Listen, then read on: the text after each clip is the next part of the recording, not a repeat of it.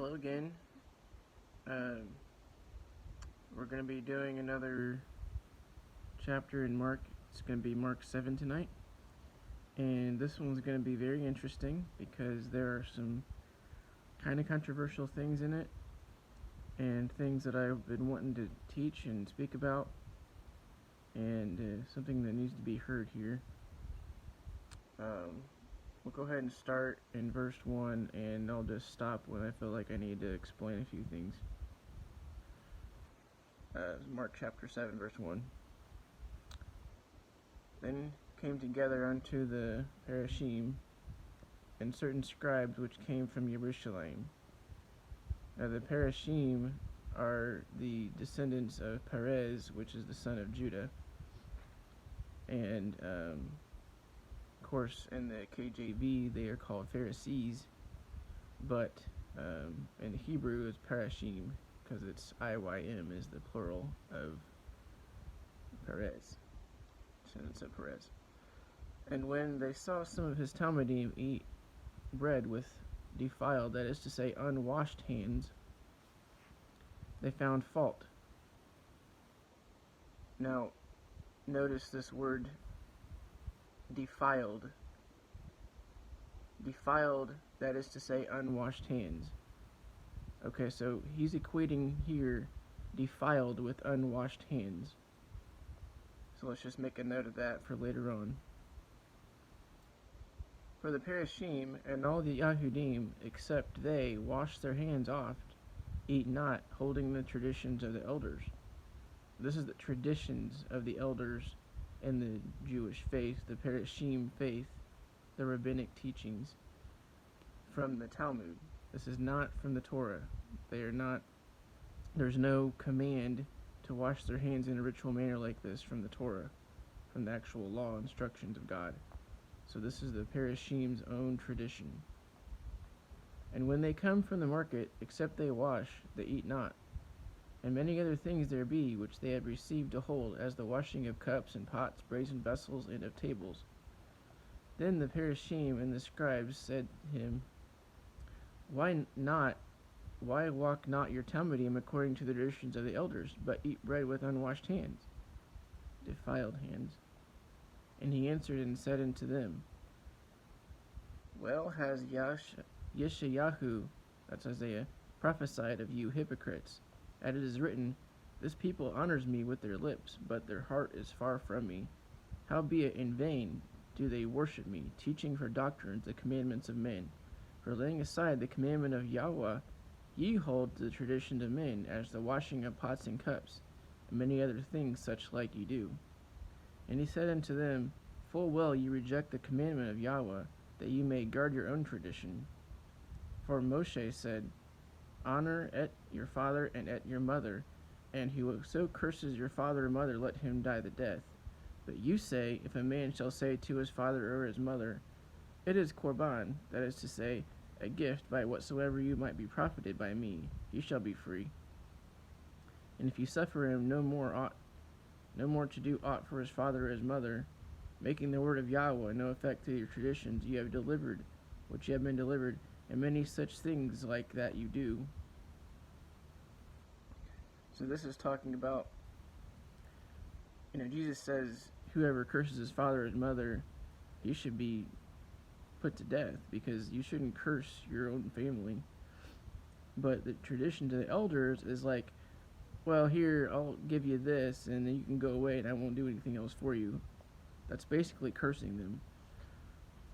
And when he had called for all the people unto him, he said unto them, Hearken unto me, every one of you, and understand, there is nothing from without a man, that's outside a man, that entering him can defile him.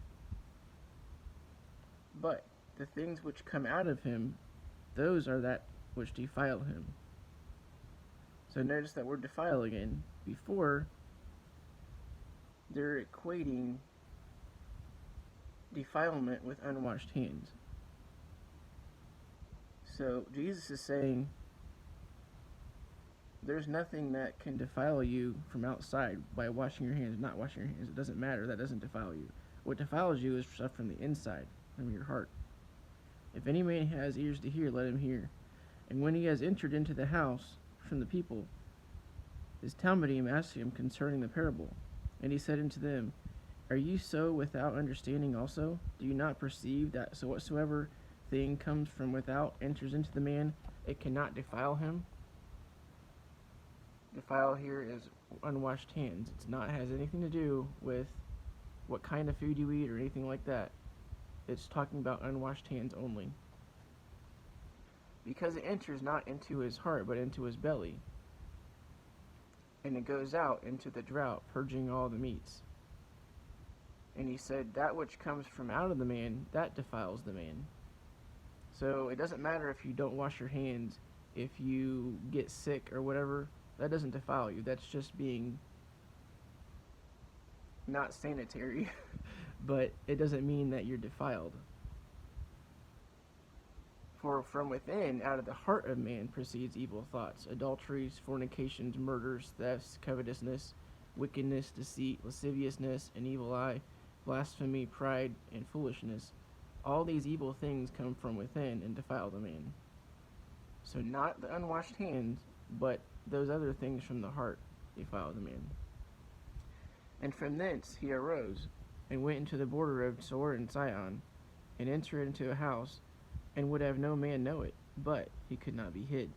For a certain woman, whose young daughter had an unclean ruach, heard of him, and came and fell at his feet. And the woman was a Yavani.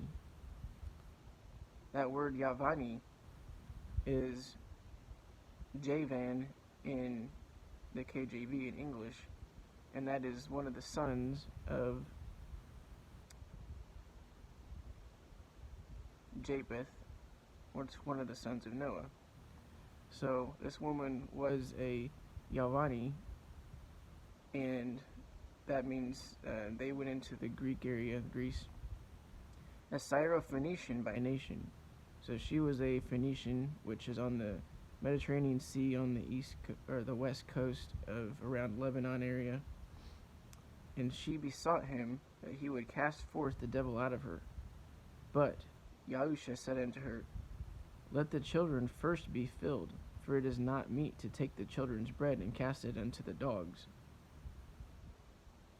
And she answered and said unto him, Yes, Adonai. Yet the dogs under the table eat of the children's crumbs.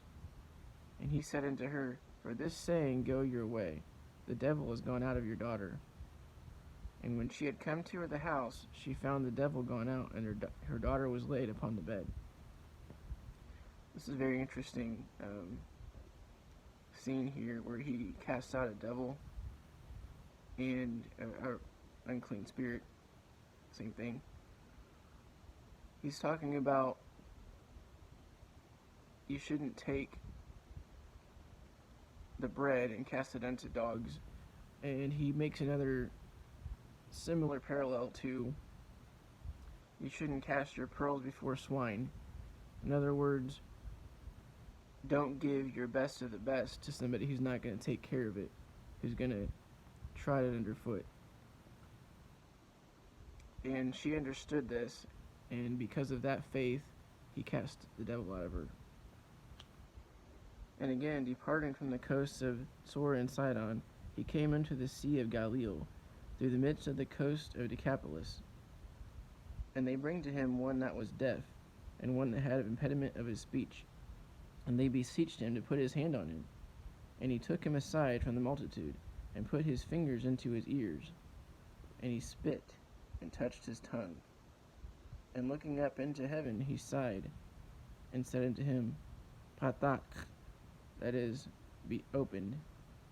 And straightway his ears were opened, and the string of his tongue was loosed, and he spoke plain.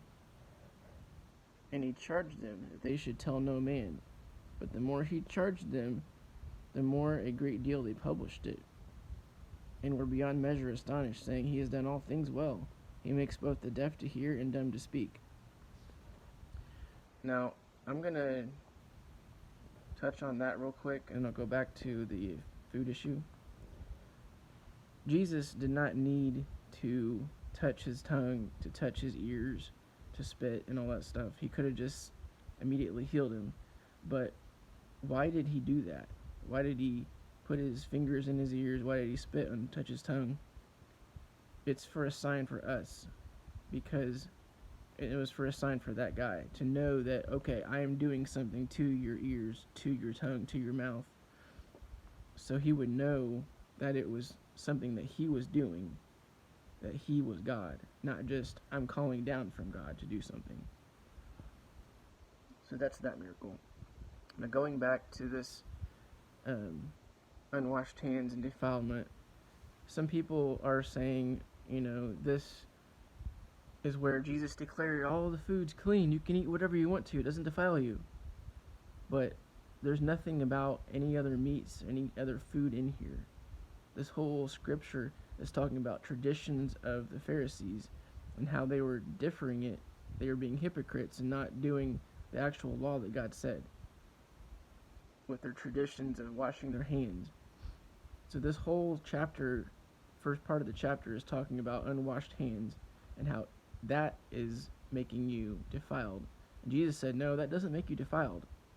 You don't have to wash your hands like that. It doesn't make you defiled. What makes you defiled is what things come from your heart. So this is not talking about any kind of food or anything like that. It's talking about unwashed hands. We'll start off with chapter 8 next, and have a good night.